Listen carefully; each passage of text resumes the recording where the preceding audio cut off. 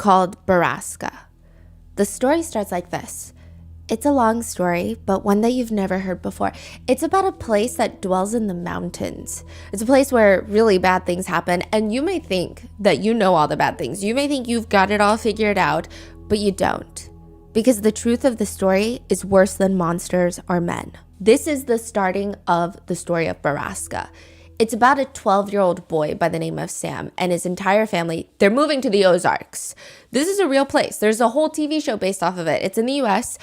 This is naturally the perfect ominous setting for a mystery. It's beautiful, don't get me wrong. I've never been, but just looking at pictures and videos of the Ozarks, you've got the types of riverways, the picturesque types of rivers where they're calm enough and wide enough that you can ride your little boat through it, and it's curvy, it's like an F1 trail, and on sides of the river it's just these mountainous landscapes with all these tall trees, and you feel like you can turn left and there's more river, there's more trees, and it's absolutely beautiful. The Ozarks even have these maze-like underground caves that you can explore and visit. What state is it in? It's part of Missouri, Arkansas, Oklahoma, and Kansas. Oh. It's massive. It's like a huge landscape. Okay. Now, it's a place filled with a lot of history. A lot of stories come out of the Ozarks, and a lot of them are oddly mysterious. I think by daytime, it's a dream destination. Like, you want to be there at all hours that the sun is up. But the second that the sun sets, maybe I'm just a scaredy cat. I think that I would not want to be outside alone by myself. Sam and his family are moving to the Ozarks. Sam's dad, he just got transferred to the sheriff's office in a small town there. And as much as everyone in the family seems to be adjusting well, Whitney, the 14-year-old daughter. So it's 12-year-old Sam and Whitney, the 14-year-old daughter. Whitney is not having a good time. She's like, I miss my freaking friends. What the are we doing in the Ozarks? What even is here? I don't care about the underground caves. But that is not Sam's responsibility. Sam, he's making friends. He's going on hikes. Which, speaking of, hey, why do they call this trail West Rim Prescott Ore Trail? He's asking his new friends that. Why are there so many trails around here named Prescott? Is this mountain called Prescott or something? His new friends are giggling. Wait, what's so funny? I don't get it. It's not named after a mountain. Everything is named after the Prescotts. The family that lives on that giant estate on Fairmont, they practically run everything in this town. Mr. Prescott and his son Jimmy own like half of the businesses here. Yeah, but they don't own GameStop, do they? Then it doesn't really matter. It doesn't really count. Sam's friends, they take him to the top of the treehouse on this hike, and they have him carve his name on the back of the tree with a pocket knife. There's a bunch of other kids' names just like carved into the trunk of the tree. And they instruct him, now say, underneath the triple tree, there is a man who waits for me. And should I go or should I stay? My fate's the same either way. Sam looks so confused. Wait, that's so creepy. What does that even mean? I don't know. It's just a tradition. It's bad luck if you don't do it. Unceremoniously, Sam repeats after them. They sit on the top of the mountain. They're sharing these cans of lukewarm, disgusting beer. They're gagging, but they're hiding it because they're 12 and trying to be cool. Don't do this at home. And Sam is perking up. Wait, what is that? Did you hear that? Did you guys hear that?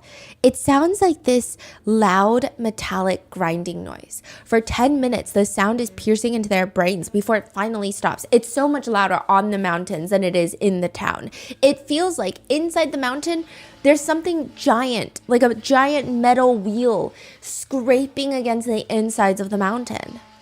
Sam's new friends tell him, I mean, it's technically nothing. What do you mean technically? Baraska. That's what we call it. It's a place in the woods where bad things happen. We don't really know where it is. That is so vague. Like what?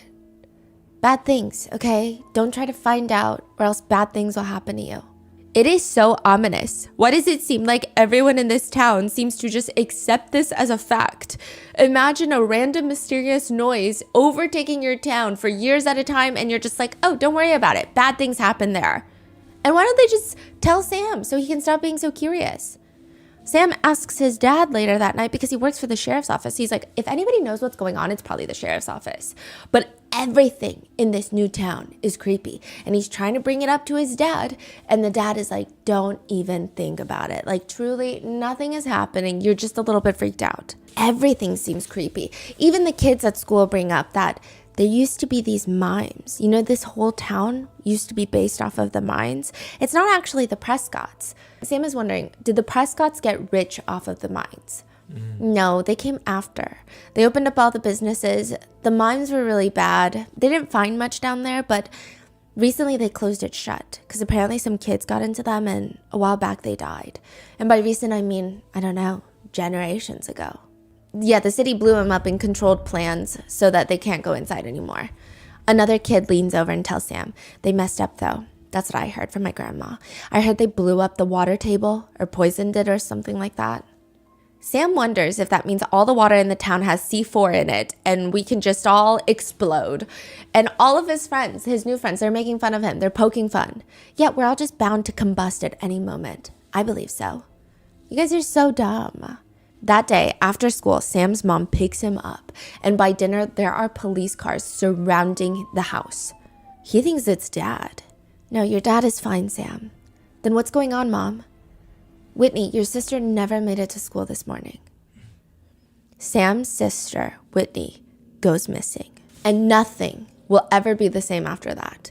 Even years later, by the time that Sam is finishing up sophomore year of high school, he's working for a sandwich shop that's owned by the Prescotts, but managed by this woman named Mira who's struggling with infertility. And life feels normal, but nothing is normal. Whitney hasn't been found in years, and one can only imagine that something really bad has happened to her. What if Baraska has her, or whatever his friends are talking about? Whitney isn't even the only one in town that's gone missing. A lot of other girls her age has gone missing. For a small town, the numbers don't make sense. And why are none of the adults even taking it that seriously? One of Sam's friends say, you know, sometimes when I'm high, I can see them all, the missing people. And I feel like I can see the answer. I know what happened. I feel like I'm so close to solving it. Like they're all part of this puzzle and I put the pieces together and it makes sense. But I can't tell what the picture is of the puzzle. I don't know, dude. It just feels like everyone in this town is drinking some sort of fucking Kool-Aid. For the next few years, Sam and his friends decide they're going to figure out what happened to the missing girls. They keep going up and down the mountain. They feel like the source of that grinding metal noise is going to be something. It has to be. It's got to be a piece of the puzzle. And that is when they find, hidden deep inside the mountain, is a facility. This is where the girls are being taken and trapped in the mountains. The missing girls are strapped to the beds, they're sedated, they're being essayed, and many of them are pregnant. It's a baby farm. The water in the town was tainted by the mine destruction, which leaked chemicals into the water, causing mass infertility. So now when newcomers come into town, their young daughters are kidnapped, brought into the mountains, and forced to have children. These children then get sent to families in the town to pretend to be their own. And this is all run by the Prescott family. When the captives are no longer useful, they get sent to the shiny gentleman. That noise you hear, that's a metal meat grinder that grinds women up after their bodies are used. Baraska is a human baby farm. But this is not real because this is a phenomenally written story. On Reddit, it was part of the No Sleep. There's a whole podcast about it now. But there's no such thing as a human baby farm. That's way too much like Handmaid's Tale. It's fake. Until February 3rd of 2025, 3 women were rescued, 3 Thai women, from a human egg farm, where they say that they were held captive, forced to be injected with hormones, and had their eggs extracted forcibly without their consent from their bodies. So now people are wondering, where are they taking the eggs? Who's buying the eggs? And what happens if these women run out of eggs to give? This is the case that has been dubbed the human egg farm. We would like to thank today's sponsors who have made it possible for Rotten Mango to support Friends of Thai Daughters. They are a nonprofit working to prevent child trafficking in Southeast Asia through intensive, comprehensive, and long-term education and support. This episode's partnerships have also made it possible to support Rotten Mango's growing team, and we'd also like to thank you guys for your continued support. As always, full show notes are available at rottenmangopodcast.com. Today's case involves mentions of fertility struggles, loss of reproductive autonomy, and human trafficking, so please take care of yourself. A quick disclaimer, I think that I am always advocating for ways for people who are unable to conceive to find ways to start a family. I think it's one of the most beautiful things to have children and to raise them to be thoughtful, intelligent adults that are part of society.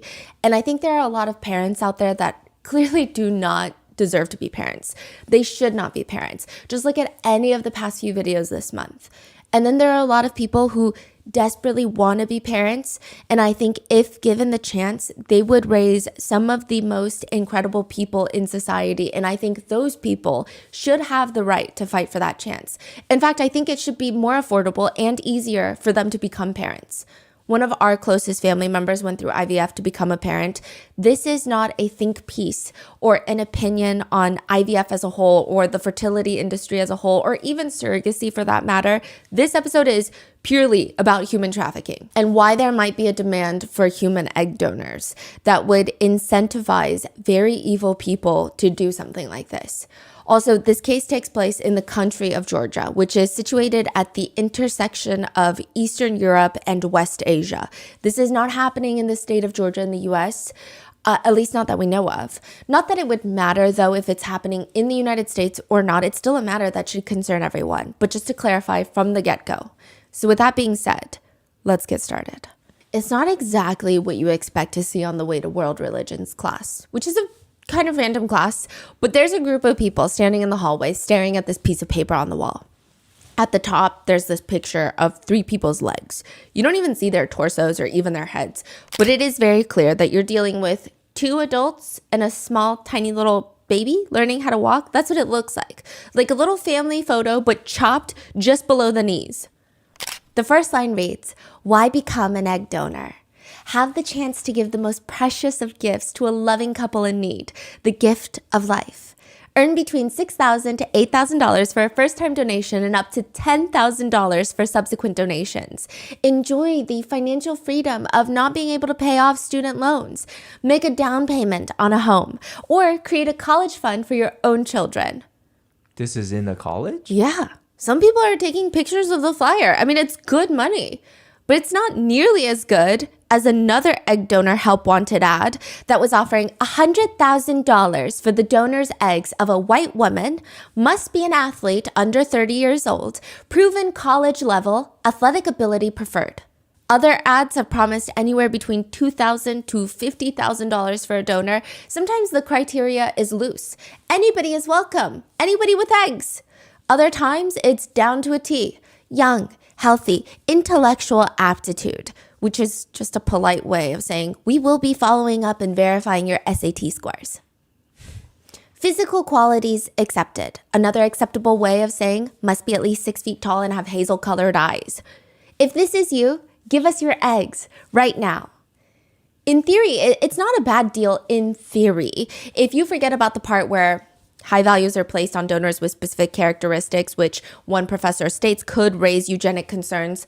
If you try to forget that and make this a perfect hypothetical world, and the fact that this ad is posted in a college campus, which would target financially vulnerable college students who are just trying to survive and get a degree in this economy, if you ignore all of that, I guess it's kind of a even deal. One party gets money, one party gets eggs that they desperately want. It could be a good exchange, perhaps. But what happens if someone wants to make money from egg donations, but they themselves don't have the eggs? What do they do then? There's a lot of good reasons that someone does not want to donate their eggs. Religious, political, ethical, personal, or maybe they're just like, hey, my genetic material is less than stellar. This is me, okay? I hide in the bathroom about 3 times a week to cry in silence while contemplating my entire life. I don't think that you want my genes by any means. I have allergies that'll take me out in 2 seconds. Or maybe you do want that. Maybe you do want all of your kids and you want to have all these people out and about, but you don't like the idea that now every single person of a certain age that passes you, you wonder, is that my kid? What if that's my kid? You're not my kid, right? Because you kind of look like me. But one big component that people have said, I never want to be an egg donor, is the pain and health complications. The process of retrieving an egg is anything but simple and easy.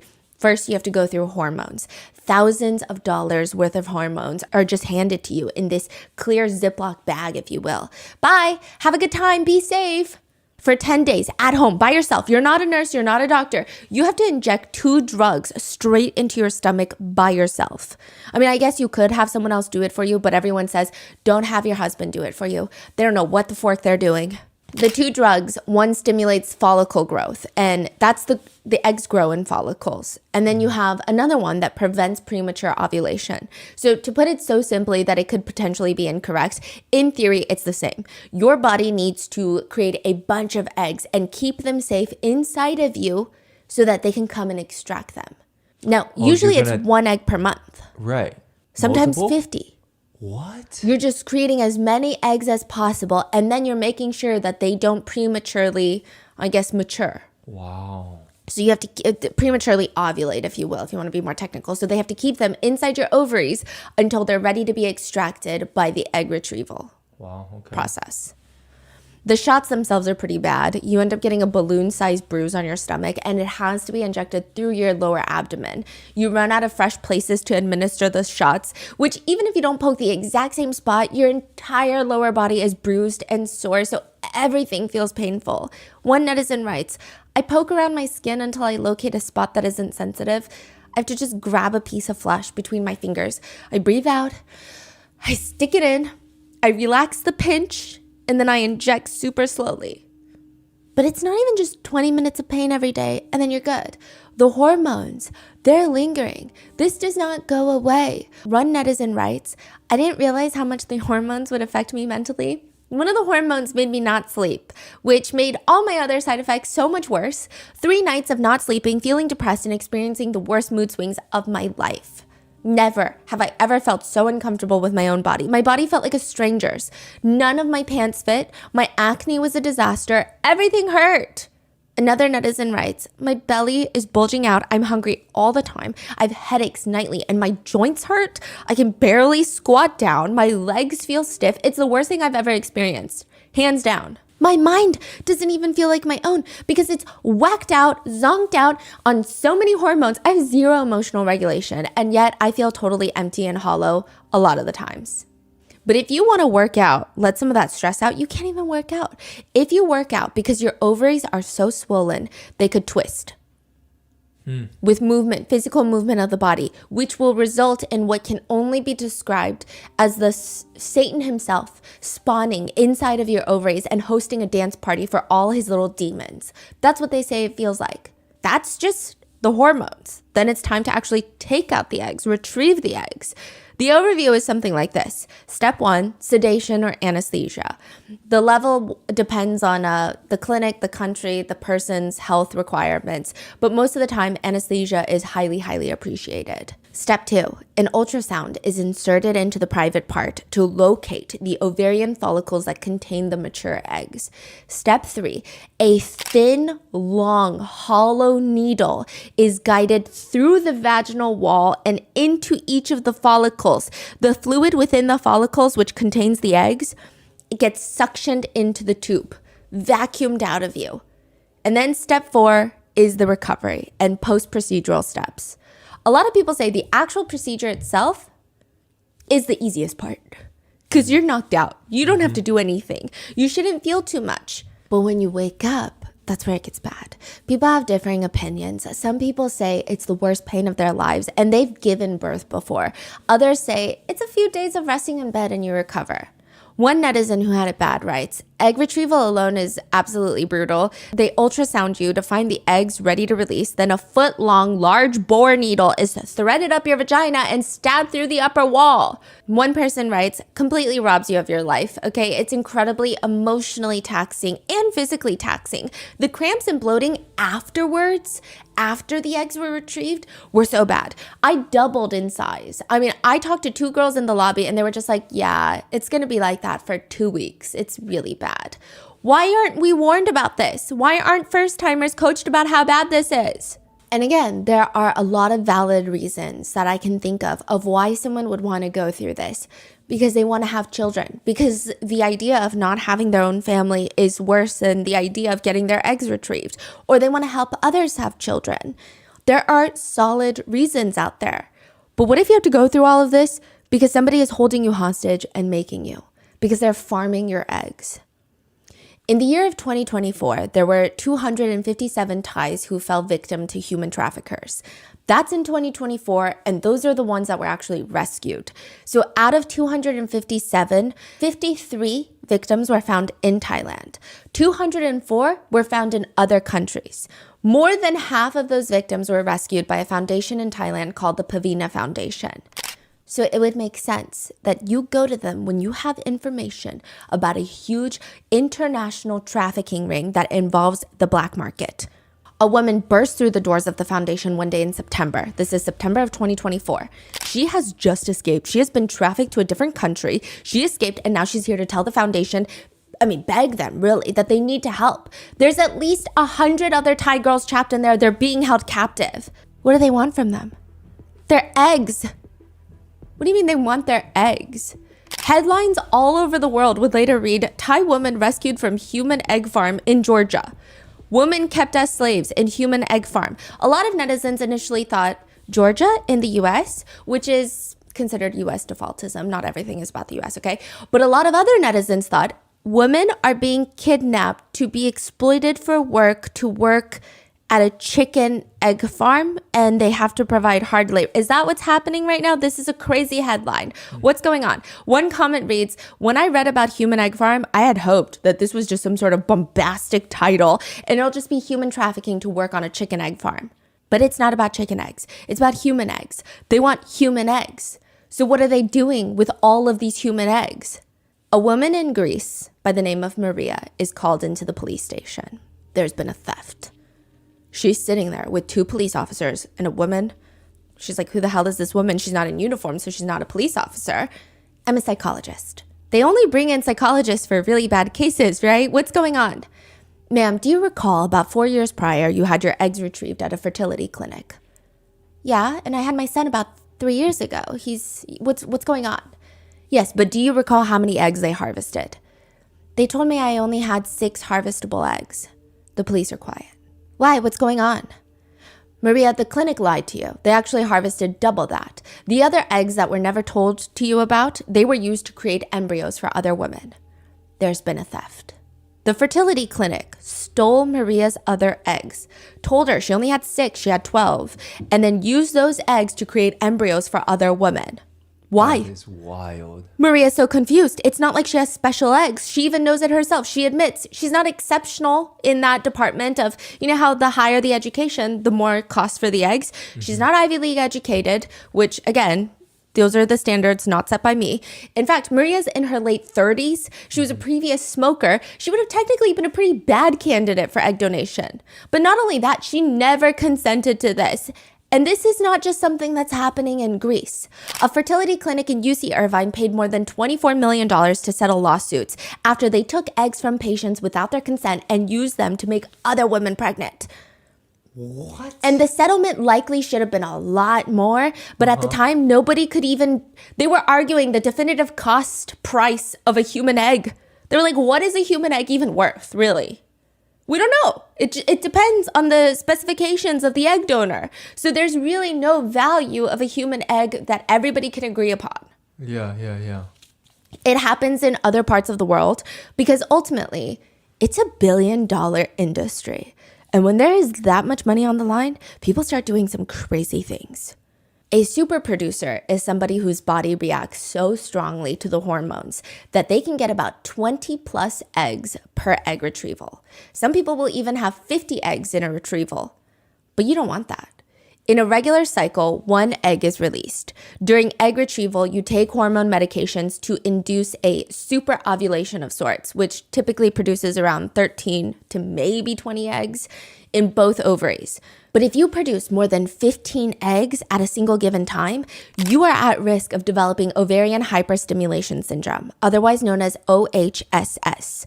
One netizen describes it as pain and extreme bloating and pressure from my lower abdomen up to my chest, really bad backache from base to shoulders, diarrhea, shortness of breath. When the bloating was at its worst, I was sleepless. I couldn't even lie down. And I was throwing up. I was like a beached whale. I couldn't even bend over. When I was in the car, every bump in the car hurt. Another person writes, I had severe abdominal pain for 6 days post-ER. One moment where I was curled up in a soaking wet ball, dry heaving, uncontrollably sweating. My husband was helplessly asking if there's anything that he could do to help. We drove to the doctor. 30-minute drive was the most excruciating thing I've ever experienced. Every bump in the road caused unbearable pain to my ovaries and abdomen that nearly caused me to puke and throw up. The doctors tell her that her ovaries are literally floating in fluid. So the sharp pains that she's feeling are her ovaries just floating and hitting her body in different places and rotating and twisting and moving around. The only way that they can provide any sort of relief is to drain the fluid immediately. Sounds great, right? But how, you may wonder? Vaginally, with a needle, no anesthesia. She says she felt much better after getting the fluid drained, but not back to normal. Most people say that you will know if you have OHSS because within a day you go to sleep and you wake up looking 8 months pregnant. The worst part is sometimes people don't even take you seriously. One netizen writes, I called my doctor and I was about to go to the ER, but she said that I was probably okay because I was still speaking. I mean, it's just been a journey. Another comments, I didn't have it that bad, but I was still bedridden for 3 weeks and had anywhere between 12 to 15 pounds of fluid hanging out at any given time. I had to sleep sitting up, otherwise the fluid would find itself into my lungs. But they said it wasn't that bad. Some people say they ended up with 30 pounds of additional fluid inside their bodies, which took 2 weeks for them to be fully drained and to be able to even walk again. One netizen writes, truly was one of the scariest experiences of my life and extremely traumatic. I had to start seeing a therapist shortly after because of reoccurring panic attacks. I lost about 40% of my hair from all the stress and trauma. Therapy and medical leave was an absolute lifesaver. It took me 2 months to get back to my baseline normal. The more you donate eggs, the higher the chance that you will get OHS. And if what the whistleblower from September 2024 is saying, that there are 100 Thai girls held up in the country of Georgia forced to donate their eggs. I don't even know if donating is the right word here. Forced to take their eggs out. Then that's a lot of eggs, and that's very frequently that this is happening. Are they okay? One popular donor in California states, the U.S. industry guideline limits egg donors to just 6 cycles. You can only donate your eggs 6 times. The guidelines are in place because the more you donate eggs, it's believed the higher your chance of suffering from health complications. But also, there's population concerns. Because if you donate too many times and it results in too many births, basically you have to factor in the probability that 2 people will meet, get immediately involved in some intimate activities, and they may be related without even knowing. To be more crass, they're trying to make sure non-intentional incest does not happen between a bunch of half-siblings. But one egg donor states, alarmingly, there's no way for a clinic to track egg retrievals from other clinics, so a nurse just asks you, how many times have you donated? I always just say 4, even though it's been more than that. 4 is a good number. And then after that, the clinics will stop asking you because they don't want to stop taking your eggs. They also want to make money. The egg donor is probably getting paid $6,000 to $10,000 for a round of IVF. It costs someone, a couple, anywhere between $30,000 to $60,000. Wow. The fertility clinics are making a lot of money. Right. So one egg donation is 46 that they pay, but they get multiple eggs. So usually the batch of eggs is considered one. Oh, okay. Yes. Okay. But in theory, if a human baby farm were to exist, that means that the captives are forced to have their eggs extracted every month, every other month, if we're being super nice, which is not only highly unethical, aside from the human trafficking aspect, but health-wise, they're getting exposed to a lot of complicated health risks. One of the victims of the egg farm, a woman by the name of Miss Na, she tells the Thai authorities, it was all there in a Facebook post. You go to the country of Georgia, become a surrogate mother, and get paid $800 a month during your pregnancy. And then once you give birth, you get paid like $20,000 in cash. Side note, some people would say that they saw the ad and it was around $11,000. Other people said it was closer to $18,000, but it's somewhere in that range. It is a straightforward, easy plan. I mean, minus the fact that you have to travel to Georgia and there's no nonstop flights from Thailand, no direct flights. And then obviously you got to get pregnant, give birth to a child that is not your own. But other than that, it's pretty relatively straightforward, the job offer. It's not too good to be true. It's not the prince of some faraway country is asking you to marry him. This is a job and you get paid for the job. And it's also really good money. I did some researching into this. Now, if you've worked in Thailand or you are Thai, I would love some additional insight. When I first tried to see the average salary in Thailand, it kept coming up at 35,000 USD, which in turn didn't make sense for a lot of people to take this surrogacy job for $18,000. Because if you're talking about a full pregnancy and then the before and afterwards, you're talking about a year of work. Mm-hmm. But going on forums, a lot of Thai people have stated the average salary calculations are based off of the main cities in Thailand, but also expats who are remote working or different countries that have set up there and they're moving in from different countries to work there. Mm. They state that if you just factor in the Thai locals, it's more so around 5,000 to 6,000 USD a year, which then makes more sense in the context of this case. The surrogacy job is like 2 to 3 years of work in 10 months, maybe 12 months. These posts are aggressively trying to recruit Thai women, and naturally it works. It's a job. People apply. It's assumed over 100 women flew out under this pretense. They're going to live with a couple in Georgia. They're going to conceive their child, give birth, get paid, and come back home. There's no egg donation. They're getting the embryo of said couple. Okay, let's say there's a wife and husband. Mm-hmm. The wife is going to provide the eggs during IVF, and then it's going to be the embryo that is inserted into the Thai woman. And she's going to be a surrogate, so it's not her genetic baby. Right. Wow. If that makes sense. Yeah. Which a lot of people are more open to that versus carrying their own child, I guess. I mean, genetically speaking, biologically speaking, if you will. You're going to be fed, cared for by the couple so you can give birth and provide them their one true wish, which is to start a family. That's the plan. But first, Dubai. Miss Na says that she met up in a Thailand airport with 10 other Thai women who are going there for the same job, and 2 Chinese nationals came and met with them. These are the middlemen of the agency. They're connecting the couple in Georgia to all of these women. This is their job. They're like a recruiting agency. They're a fertility agency. So the 12 of them, there's 10 Thai women and the 2 Chinese nationals. They first fly to Dubai where they stay for 3 nights, staying at a hotel, all paid for by the agency. Miss Na, one of the victims, she says that nobody knew each other. Like out of the 10 Thai women, not a single one of them were like, oh, we're friends, we're sisters, that we're doing this together. Like, this is my family friend. Nobody. They're all complete strangers. But everybody's getting along. And when they're in Dubai, like the 2 Chinese nationals, the agency members, they're encouraging them to take pictures and to post online like they're traveling to Dubai. Like, when else are you going to be in Dubai? This is crazy. So they have a few good nights. Then from Dubai, they fly to Armenia, where they again stay at another hotel and they take a bunch of pictures.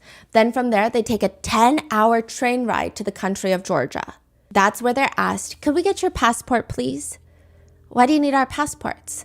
It's very complicated. So we've been working with this agency for a really long time, and there have been cases, not a lot, just very few, where someone will be going through the surrogacy and decide, I actually want this baby and I'm going to flee, and all of the money, and it just becomes a legal nightmare because genetically, I mean, you're talking about there's contracts in place and it becomes an international issue. So could we please just get your passports? But if you ever decide that you want to travel or you want to do something that requires your passport, just let us know. We can okay it. Or even if you decide that you want to keep the baby, that's not okay, but we at least need to all talk about it and figure out the next process. It's not an unreasonable request. They seem pretty open to pretty much everything. They're like, if you want your passport, just let us know. Otherwise, we're just doing this to be safe. So everybody gives their passports. The guides log all 10 women's passports, and now it's time to be taken to their host family that they're going to be surrogates for. Instead of being driven to a little suburban home with a white picket fence and a loving but desperate couple who just want a family as much as they want to breathe, the girls get dropped off at what can only be described as a warehouse of women. A building filled with 60 to 70 Thai women per building, cramped. There's about 100 Thai women there being kept. According to Miss Na, some of them likely took a 180-degree U-turn to turn right back, go back to Thailand, but they're blocked. You're going to be arrested if you try to leave this building. Technically, you're in the country of Georgia illegally. If you leave, You walk out, you try to scream, you're going to be arrested. Wait, what do you mean they're there illegally? I guess they're trying to insinuate that you came on a tourist visa, but you are here for work. You're going to be arrested, and you don't even know the language. Instead of becoming surrogate mothers, according to Ms. Na, each of the women were told that they will be harvested for their eggs.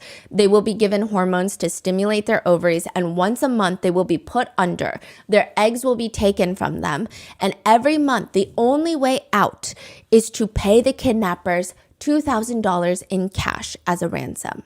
The captors are allegedly telling them that if you donate your eggs for 3 months, 3 egg retrievals, you can leave, or you pay the ransom. Because we hosted you at all these hotels. We flew you to Dubai. We took you to Armenia. We took you sightseeing. Most of these girls are in their 20s and 30s, with the oldest being, I think, 37. They don't have that kind of money. $2,000? Again, many locals have stated that the annual salary in Thailand is $5,000 to $6,000. $2,000, $3,000 is a lot. Ms. Na says she was shocked by the unhealthy state of some of these young women that were trapped in there. They're constantly crying and moaning, and there's no family. There's no surrogacy. There's not a Georgian couple in sight. Ms. Na states the entire compound is run by what she can describe as, quote, Chinese gangsters. All she knows is there are constant waves of Chinese men coming in and out of the buildings. Yeah, it was the whole thing. And now nobody is getting their passport back without providing eggs. Which a lot of people feel, don't we know this story already? Is this not The Handmaid's Tale by Margaret Atwood?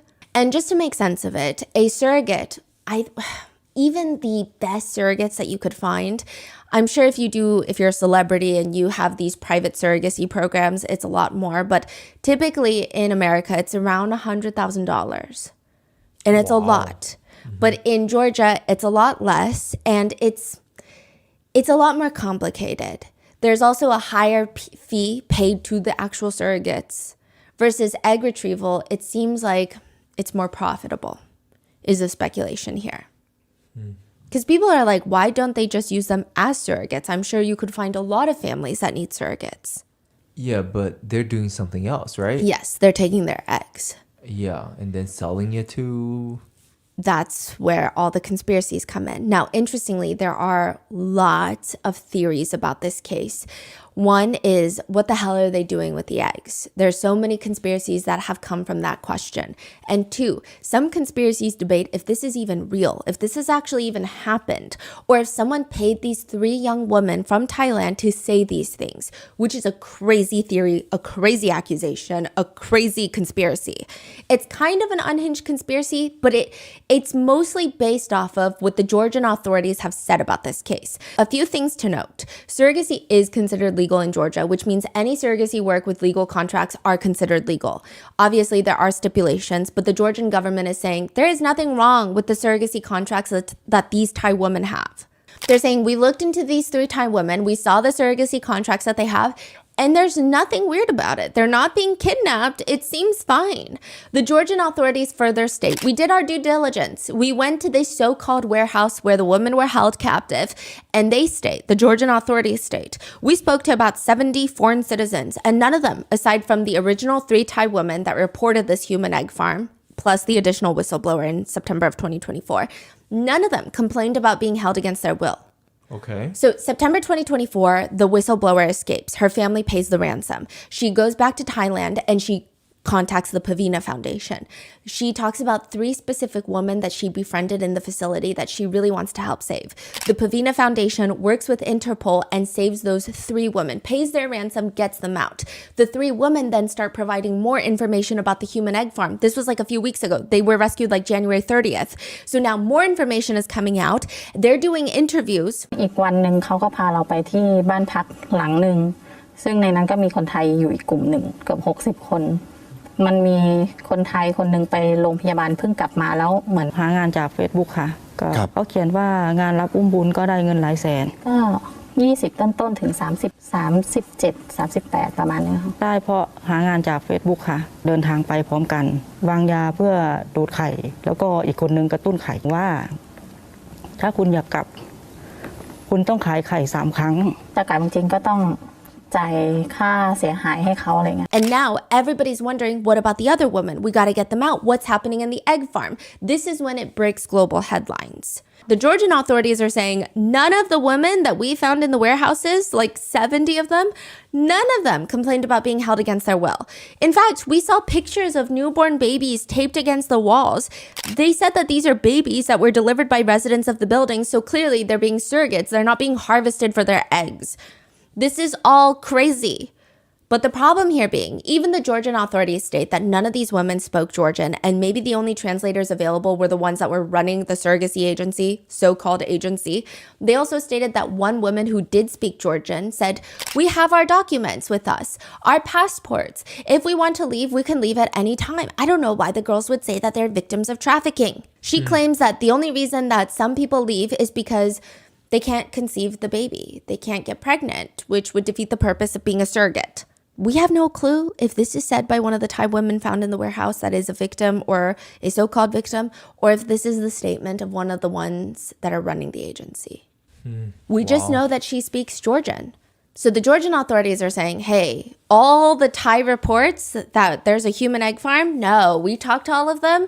We didn't really talk to them because they don't speak Georgian, but no, nobody said that they're being held against their will. So you guys are wrong, which makes everybody a lot more suspicious. This statement has made things trickier because they're essentially stating that this is not real. This is not happening, at least that they can't verify. Now, another thing to note, the 3 women that were rescued in January 30th, they have done an interview and they're completely masked, clothed, they're anonymous. They don't want to be known. So a lot of people wonder, what is the incentive of them to make up a crazy lie like this? It doesn't make any sense. So people wonder, let's say the story is real, which a lot of netizens feel like it is, right? Because it just doesn't make sense that it would be fake. Why would they be selling the eggs? Who are they selling the eggs to? Because that's a lot of eggs. The first sensible thought netizens have is that this is run by an organized crime group that is very clearly well established and has the abilities to run an enterprise of this nature. Now they're holding people hostage in a country where these people do not know the language and they're being trafficked for their body parts, their eggs. According to some sources, a batch of human eggs is extracted from a person on the planet every 15 seconds. To be fair, most times it's from people who plan to use their own eggs themselves through IVF, or they're freezing their eggs for the future, but a lot of it is from donors. Except they're not donating anything because, like I said, they're getting compensated for their time and pain. They're getting paid. So health-wise, there is nothing good that comes from donating eggs, at least not physically. Some doctors have even stated it's more akin to donating a kidney. Medically speaking, it's not as harsh, it's not as dangerous as donating a kidney, but on medical charts, the donor gets nothing of positive or neutral value when donating eggs, at least medically speaking, health-wise. So naturally, the payment is supposed to bridge that gap. For first-time egg donors, it's $6,000 to $10,000 in the US. Interestingly enough, the fees go up the more frequently you donate eggs. If you're a repeat donor, the fees can easily shoot to $12,000 to $20,000. Why because is that? You can prove that you've had successful retrievals in the past. Because you can prove, hey, last time I had 30 eggs. And then they're like, okay, well, we can at least bet that you're maybe going to have 30 eggs or 20 eggs this time, 25 eggs. If you're an Ivy League graduate, you can expect between $20,000 to $50,000 on top of that. Or if you're a rare ethnicity, you can fetch higher prices. But that's in the US. What does rare ethnicity mean? Okay, at one point it was like, I think it's a trend, honestly. Sometimes it's Korean. Sometimes it's a certain like Eastern European. So I fell into a rabbit hole. Some places were saying that, for example, let's say Korean egg donors are high in demand. It is a mixture of Korean couples who want Korean children that cannot use their own eggs because it hasn't been working. So they're looking for a Korean egg donor, and perhaps at that time, the Korean egg donor population is very low. There's not a lot of Korean women donating their eggs. Okay. So that makes the prices a lot higher. Or sometimes it could be like a social thing. Yeah. They could be like, hey, I'm really into Korean music these days. I kind of want a Korean baby. Yeah. I fell into a really strange rabbit hole of that. Yeah. Wow. Side note, I will say it's more of the former. It's more so like you want someone who looks like you or is the same ethnicity as you typically. But that's in the United States. There have been reports that some parts of the world will only pay out maybe $180 for a batch of eggs. And I say batch because that's the terminology I see used a lot. I'm not calling it a batch of eggs. That's just what I've seen online through sources. Other articles have stated that globally you can expect $1,000 to $3,000. Obviously, it's higher in countries like the US and Western nations, but typically $1,000 to $3,000 per batch is a safe assumption. Let's say they've got 100 people in there, and they're forcibly donating their eggs. Let's say they get anywhere between $1,500. They're making close to like $900,000 a year. And that's every other month that these 100 women are donating eggs. If you bump it up to every month, that would be a lot more. And now this enterprise or this organization, they're paying for flights, hotels, they're paying for the housing for 100 different women, for food, for supplies, plus all of the costs of freezing eggs. When you keep eggs, it's not cheap. Like you can't just keep them in the fridge. You can't just keep them in a plastic baggie. We're going to go through it, but it's a very expensive medical process. The first conspiracy that people have, which is, I don't even know if I would call it a conspiracy, judging by the headlines, judging by the news that has come out so far about the human egg farm in Georgia, a lot of people believe that the eggs are just being sold as donor eggs. Maybe there's lying on the part of the organization. Maybe they're lying and saying these eggs were consensually donated, voluntarily donated by these people from this nation doing this, and they're lying about these eggs. Or they're being sold on the black market. A lot of netizens who just read the headlines believe that it's being sold on the black market, but more people that are kind of perusing through Reddit and getting into this rabbit hole about this case, they think there's no way that they're selling the eggs on the black market, because how many people reasonably go on the black market to buy human eggs? That's not even something. And then what? You buy black market human eggs and then you take them to a non-black market clinic? They're going to be like, you're crazy. What am I going to do with that? You can't give me that. That's insane. Where did you get these eggs? So a lot of people believe that if this organization is truly doing this, trafficking humans, trafficking people to steal their eggs, they must be selling them to legitimate clinics. Legitimate does not mean not shady. Legitimate does not mean good. I'm just talking legitimate businesses, LLCs. They're selling them to actual clinics who are buying these eggs, probably at a discounted price, and then selling them to the couples that need eggs. And it's crazy because they also have like apps for this. One woman who is struggling to find an egg donor, she said she was so obsessed at night. She was scrolling through the donor app, and it was like scrolling through Tinder. She's reading the specs of each donor. And she said it was a really jolting experience, mentally speaking. So yeah, there's a lot to say about the fertility industry. I would say fertility is complicated in the sense that you want people to be able to have children who desperately want children and will be good parents. But the fertility industry itself is pretty predatory against those people, those couples. They're doing everything to make a dollar, exploiting all of that. So they're like, yeah, of course I'll help you. Again, I'm not saying anything's wrong with wanting children or wanting to go through IVF. And I think IVF has created so many beautiful families. That's not what I'm saying. I think IVF itself is an advancement in technology and also, I guess, what the human body can do and what we can achieve with our minds and like create families for people. But at the same time, people are exploiting it. Yeah. Just clarifying. They think that they're selling these eggs to these legitimate clinics.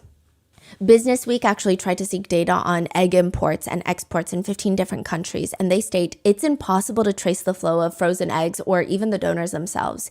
For example, they were tracking a woman from South America who was donating her eggs into the United States. She actually donated with another friend of hers.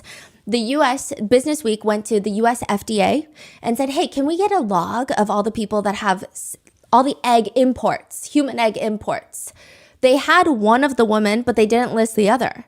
And that's such a clear discrepancy. So truly, there's no foolproof, really organized flow of import and exports of eggs. It's really rather unregulated. But then some netizens question, how many shady, legitimate clinics are there that are willing to buy eggs like this? That doesn't make any sense. And also, if you store the eggs in a weird way, they're essentially worthless if you store them the wrong way. And it's very tricky to ship them, get it across borders, customs, which means they're paying for the flight, the hotel, the housing, the supplies, all of this, and probably like hundreds of thousands of dollars of initial medical equipment that they need to start this. Because if you really factor in, they have to be stored, these eggs have to be stored in nitrogen tanks. They have to be kept at like negative 320 degrees Fahrenheit. Otherwise, the eggs, they're not viable anymore. Even extracting them, you need specialized ultrasound equipment. You need to get general anesthesia, which, by the way, the victims have stated that they were under. You have to get anesthesia. You have to get all the medical equipment. You have to get personnel. You need doctors. You need nurses. Even if they're working under the table, they're black market doctors, they still have some sort of medical knowledge and they're getting paid some sort of fee. Are they good people? No, but you get what I'm saying. So they need a lot of money, which brings a lot of netizens to believe, what if they're not being sold to clinics? What if they're being sold to research facilities? Yeah. Because maybe clinics are a little bit more open to the public. Research facilities, maybe it's not as public facing and you don't really know what's happening. Maybe they're being sold to different research facilities across the world. Maybe not in the US, maybe other places, maybe in the US, we don't know. But also I feel like if that one was found, wouldn't there be more of these facilities? Yeah, that's what a lot of netizens say. There is no such thing as a one-off. Yeah. But again, I don't know, right? I think every conspiracy afterwards gets a little bit crazier. So we go from egg donation selling to regular clinics. Then we go into research facilities. Then some people believe that these eggs are being used to create babies that they're going to sell into human trafficking. It gets crazier and crazier. Yeah. So that's not really a fleshed out theory. I mean, I don't really find any proof other than just really whacked out conspiracy theorists on Twitter that are really like, no, they're making a baby farm somewhere. This is just step one of the manufacturing process. They're going to take the eggs and then put them somewhere else. And then they're going to create an embryo and then they're going to create these children. Those children are going to be sold into trafficking. So it's definitely a rabbit hole that I wouldn't go down.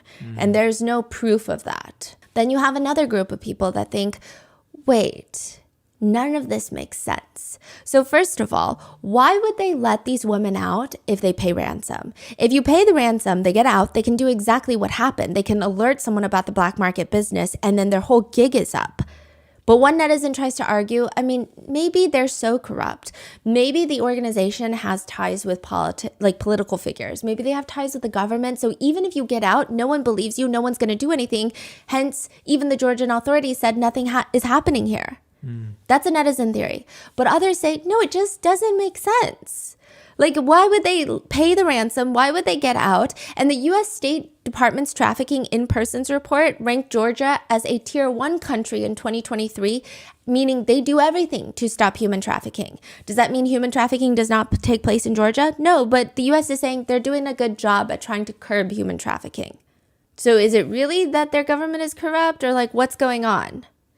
One comment reads, I'm not saying this didn't happen, but I have yet to see one reputable news organizations report on this. So I'm going to reserve judgment for now. Think about the logistics of forced egg donors. You would need high-grade tanks to store eggs in liquid nitrogen, weeks and weeks of IVF processes, and then where are you selling them to? I can't imagine the IVF egg black market is particularly good. So what's happening?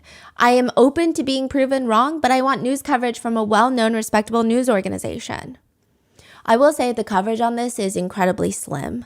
I don't know if it's because everything in the US is overpowering on a global scale. There's been so much going on in the US political sphere. Maybe it's that.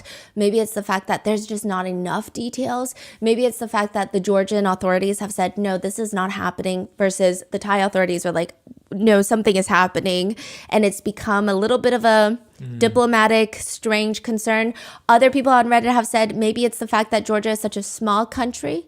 And it's interesting because I do agree that might have played into it. A lot of people read the headlines and started freaking out saying, oh my gosh, this is happening in the United States. Once they found out it's not in the United States and it's in this country of Georgia, they said, oh, it's not in the US. Which is crazy because if it's still happening somewhere in the world, you should care about it. But they're like, oh, it's not in the US. So they decided it was not important. I don't know. But I will say it is strange to the point where other conspiracies have popped up. They said, what if this has never happened and it's actually a setup? There was one Chinese account that was posting all over Chinese social media saying that this whole story is fake. There were 2 Chinese surrogacy agencies in Georgia that were, I guess, duking it out, if you will. And one of them decided to take their competition down. So they hired these 3 Thai women to make up these crazy allegations that they're harvesting human eggs at the other facility and they won't have competition anymore. So a lot of people initially believed that. But when you click on that Chinese account, they don't have any other post but that, which is weird. Yeah. It's very strange. Wow. I feel like this is the surface Yeah. of this whole thing. I don't know. Personally, I don't know, maybe I'm so far into believing in the craziest things that humans can do because of this line of interest and work that I'm in, but I just don't see why anyone would lie. Even the competition theory doesn't make sense. It's such a far-fetched theory. I don't know why people would lie about it. And maybe I'm naive. I just don't see how it's a lie. I don't see what anyone would gain from this.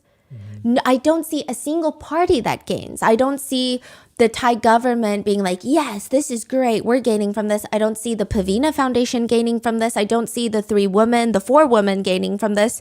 I don't see anybody gaining from this. There's no, hey, donate money to me because I need to stop this tirade of human egg trafficking. Yeah. There's nothing. It's so strange. And the more that I was going down the rabbit hole, the more the egg industry is insane. It's like a billion-dollar industry and a lot of strange things are happening all across the world. Maria from Greece is having her eggs stolen. UC Irvine was using eggs of other patients to make other women pregnant. There's a lot of shady stuff happening, so I just don't see how it's not happening. I don't know. Maybe I'm wrong, though. I will say there is not news coverage from any of the big mainstream media outlets in the United States, but there are from big news outlets in Thailand. Netizens have been responding to this case the way that you would imagine. Some are just relieved that it's not happening in the US, which, again, I think is crazy. Other people are making chicken egg correlations, writing, the egg shortage has gone too far, or simply writing human caviar. But I will say most netizens have had a normal, sympathetic, albeit enraged response because it does feel like if this is true, we're all heading straight towards Handmaid's Tale. We're bypassing all security measures and just going straight to Margaret Atwood, and that seems like it's becoming a reality. One netizen writes, I did IVF twice, and yeah, the whole thing, just on a physical level, is really hard. Emotionally, it was worse. Physically, though, hard. The medications you take during the stimming phase, which is stimulating the follicles to make your ovaries produce more eggs, it's got a range of side effects like constant severe headaches, mood changes, mood swings, including anger, depression, the physical discomfort toward the end before the retrieval. It's insane. I can't even imagine what these women went through. I was mentally and physically done after 2 cycles, and I was willingly doing it. I was doing it so I could have kids. Being forced to repeat that monthly, it's torture. Other comments read, this is so horrific. I have a hard time coming to terms with the fact that I'm not reading a dystopian fiction anymore. Another writes, the fertility industry is already deeply unethical in many ways, catering almost exclusively to the wealthy while exploiting poor and marginalized women as surrogates and as egg donors. But this case is beyond even that level of quiet exploitation. This is out and out human trafficking, medical torture, and slavery. To which someone theorizes, if they hadn't escaped, they would have ended up being harvested for their organs too, I expect. Or another theory, which is very dark to think about. Someone writes, with global birth rates dropping, this kind of thing will only grow. Or another one grimly writes, as a father to daughters, I guess I have to add this to my list of potential dangers my girls will face. For sake, this is getting long. Or another one says, wow, yet another thing a bear would never do to me. And one comment that I deeply resonate with. The only good type of human traffickers are the dead ones. And that is today's case. What are your thoughts on this one? Let me know in the comments and stay safe. I will see you guys in the next one.